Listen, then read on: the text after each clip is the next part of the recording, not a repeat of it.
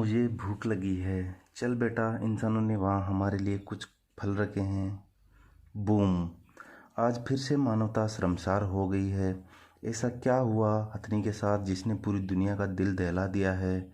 दरअसल बात है भारत के केरल राज्य की, जहाँ पर एक हथनी का विस्फोट से भरा हुआ अनानास खाने से मृत्यु हो गई। यह हथनी 25 मई को केरल में स्थित साइलेंट वैली जंगल के किनारे एक गांव में आई थी। शायद वह वहां खाने की तलाश में आई थी और वहीं पर कुछ नकारात्मक लोगों के द्वारा इस घटना को अंजाम दिया गया। यह बात तब फैल गई जब रैपिड रेस्पॉन्स टीम के वन अधिकारी मोहन कृष्णन ने अपने फेसबुक पेज पर एक भावुक भरा पोस्ट लिखा। उसके पोस्ट के अनुसार हथनी घायल होने के बाद वह वहां से भागते हुए उसी गांव में पहुंची जहां से वह आई थी, लेकिन उसने वहां पर किसी को भी कोई चोट नहीं पहुंचाई और वह नदी के किनारे जाकर खड़ी हो गई।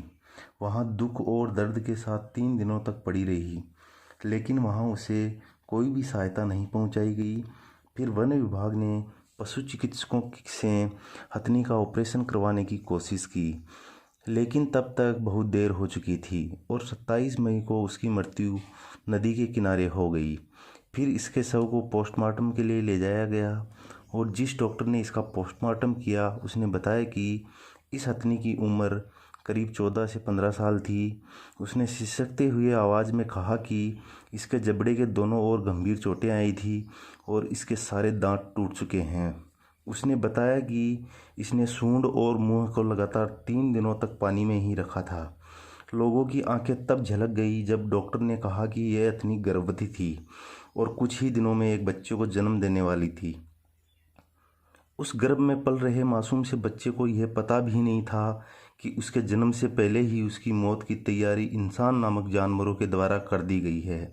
फिर क्या था, ट्विटर पर #JusticeForElephant के ट्रेंड चलने लगे। लेकिन अब भला इससे क्या होगा? क्या उस बच्चे को फिर से जीवन मिलेगा? नहीं।